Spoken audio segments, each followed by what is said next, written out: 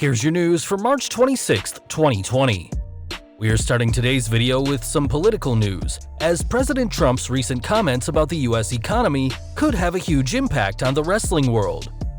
In a press conference from the White House, the Apprentice star turned politician announced that people who have lost their job recently due to the global situation can receive their full salary up to 4 months, and that includes independent contractors.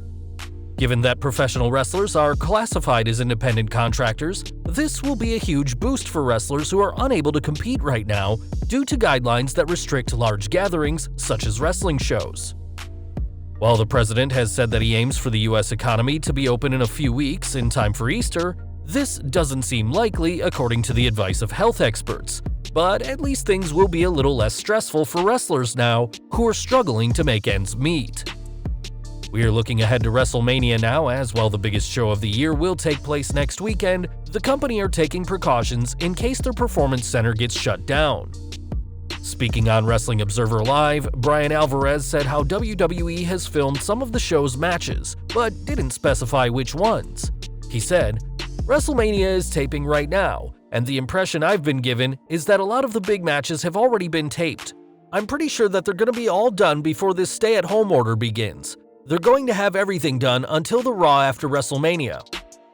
Given the unpredictable situation we're living in, it certainly makes sense for WWE to film WrestleMania while they can, and fans will have to wait until April 4th and 5th to see who reigns supreme at this very unique showcase of the Immortals. Speaking of the Performance Center, the WWE has been using their personal facility a lot lately, but it seems this will be coming to an end today. Per an edict by Orange County, Florida, a stay-at-home rule is in effect, meaning that the company won't be able to film any more content at the Performance Center. Fortunately for WWE, the rule goes into effect at midnight tonight, meaning that they have the rest of today to film any content, including WrestleMania, though we can't help but wonder what will happen for WWE's schedule after the show of shows has aired. Now, it's obvious that this year's WrestleMania isn't the one WWE had planned just a month or so ago, but that doesn't mean the company isn't trying to make some money out of this unpredictable situation. After it was announced that the show would be split into a 2-night event without a crowd, the company quickly started selling "I wasn't there" shirts and included the phrase "too big for one night." Recent copyright filings from the US Patent Office reveal that WWE has filed a trademark for the "too big for one night" phrase, leading to speculation that the show could be split into a 2-night event in the coming years. If WWE does split WrestleMania again, hopefully it'll be under better circumstances, but at least the company has a trademarked phrase in place if they do go down that route. We're taking a look at WWE's financial side now, as the company has had a difficult time in 2020, especially with the current situation. Recently, Vince McMahon filed an 8K form, meaning that the WWE received quite a bit of money, but McMahon retained his voting power. In a statement to Yahoo Finance, WWE confirmed that the chairman wasn't going anywhere, despite both his age and the current situation, saying, "Mr. McMahon has informed us that he intends to continue in his capacity as the company's chairman and chief executive officer for the foreseeable future."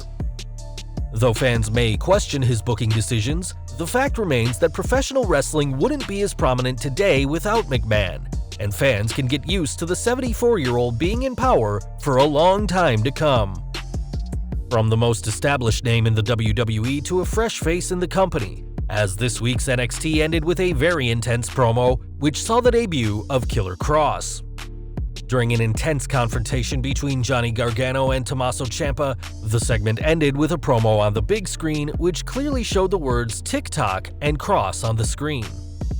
After strange glitches appeared on SmackDown, it was rumored that Kross may debut on the main roster, though it appears these glitches mean something else.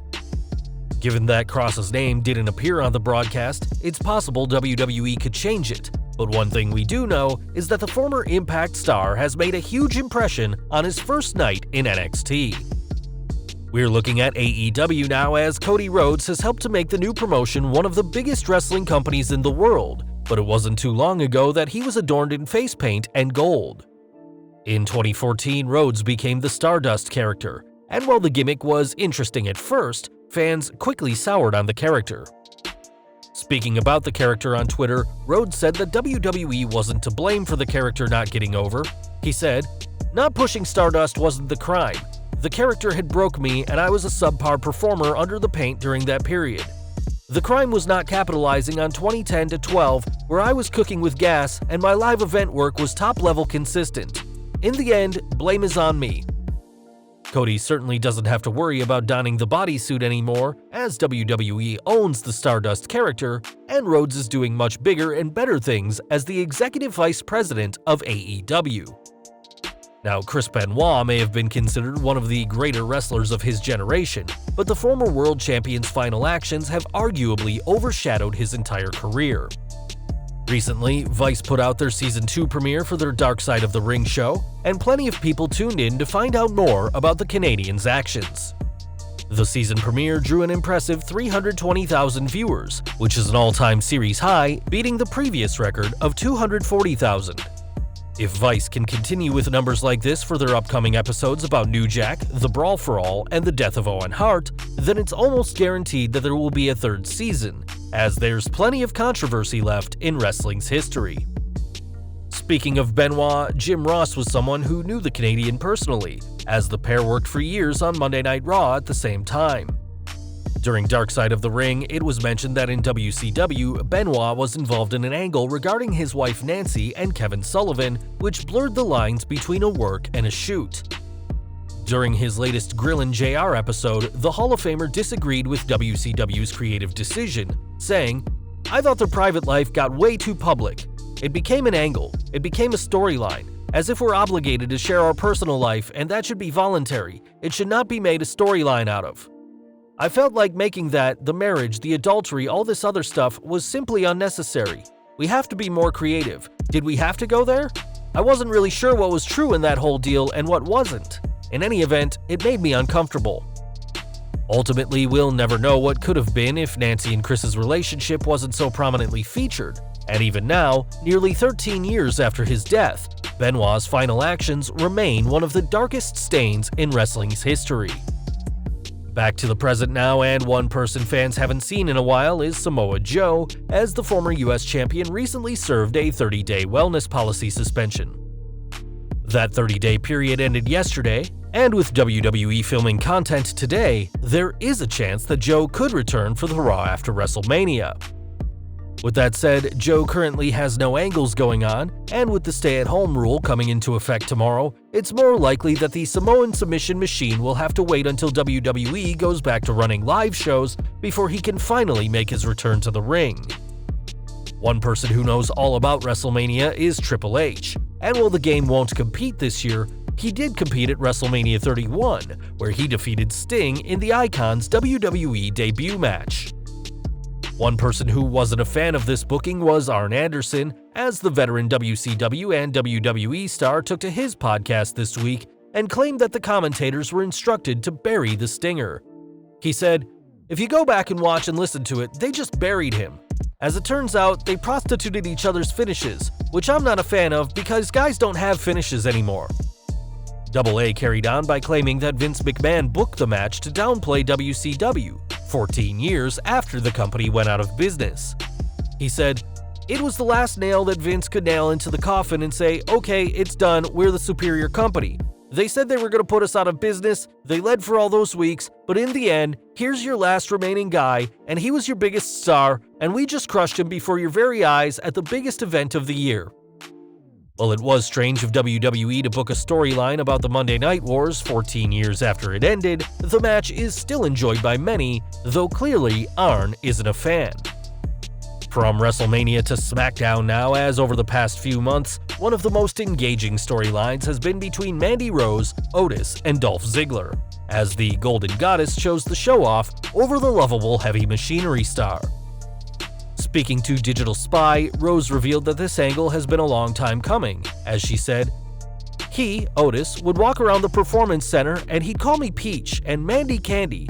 The whole Mandy Candy and Peach thing started in NXT a couple of years ago, and it was always really funny. He'd even cut promos on me. It's like a Beauty and the Beast storyline and it's awesome. But I don't think I thought they'd be this much into it and this much behind it and care about it that much. It's really cool." There have been rumors of a match between Otis and Ziggler being booked for WrestleMania, but with the show just days away, the company will have to announce the match fast if they want it to take place in Orlando. Speaking of WrestleMania, this year's show will be the first to take place without a crowd, but that hasn't fazed Seth Rollins. Ahead of his Mania match with Kevin Owens, Rollins appeared on WWE's The Bump and pointed out that he and KO have plenty of history at the Performance Center. He said, "There's so much history that Kevin and I both had in NXT and in this building. I sort of detailed it a few nights ago on Raw, but it really adds a different element to our match. Though we won't have a live crowd there, we'll have millions of people watching around the world." Rollins went on to say that he was in attendance for Owens' tryout at the PC, so it'll be interesting to see their careers go full circle when they meet one last time at the Performance Center. Back to AEW now, and this week saw the in-ring debut of Brodie Lee, who didn't take long to defeat QT Marshall. Before the match took place, a backstage segment saw Lee get mad when someone sneezed near him, apparently a dig at Vince McMahon, who is known to see sneezing as a lack of control. There have been plenty of times when AEW has taken shots at WWE, and it'll be interesting to see where Lee and his Dark Order go from here after this week's impressive victory. From one AEW star to another, as Chris Jericho's band Fozzy has had to reschedule their Save the World tour, but that won't stop fans hearing one of their most iconic tracks. With no live crowd to sing Jericho's entrance theme Judas as he makes his way to the ring, fans have started the Judas Challenge online, where they post videos of themselves singing the theme. And finally today, we're ending with the results of the Wednesday Night War, as this week's NXT opened with Tyler Breeze defeating Austin Theory. After Killian Dane bested Tabuti Miles and Cameron Grimes defeated Tony Nese, Io Shirai made a statement by defeating Aaliyah, earning herself a spot in the upcoming #1 Contenders ladder match. Up next, fans saw North American champion Keith Lee brawl with Damian Priest and Dominik Dijakovic, and after Oni Lorcan and Danny Burch defeated Shane Thorne and Brendan Vink, Candice LeRae became the next woman to join the women's ladder match, defeating Kaden Carter.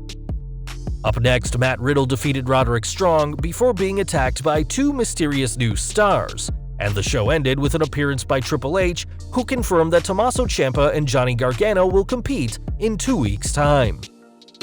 On AEW Dynamite at the same time, the show opened with guest commentator Kenny Omega putting over Jimmy Havoc, who ultimately lost to Cody Rhodes. After Darby Allin defeated Kip Sabian, Jake Hager made an impact by demolishing Chico Adams, and only ceased his beatdown when AEW World Champion Jon Moxley hit him with the Paradigm Shift. Up next, fans saw Brodie Lee defeat QT Marshall, while Kenny Omega defeated Sammy Guevara to retain the AAA Mega Championship title. And in our main event spot, Chris Jericho called out Matt Hardy, and after failing to get the Woken One to join the Inner Circle, delivered a beatdown assisted by Guevara. Fortunately, Hardy was saved by Cody and Omega, and the three faces stood tall to close out the show on another unique but impressive week on Wednesday Night Wrestling.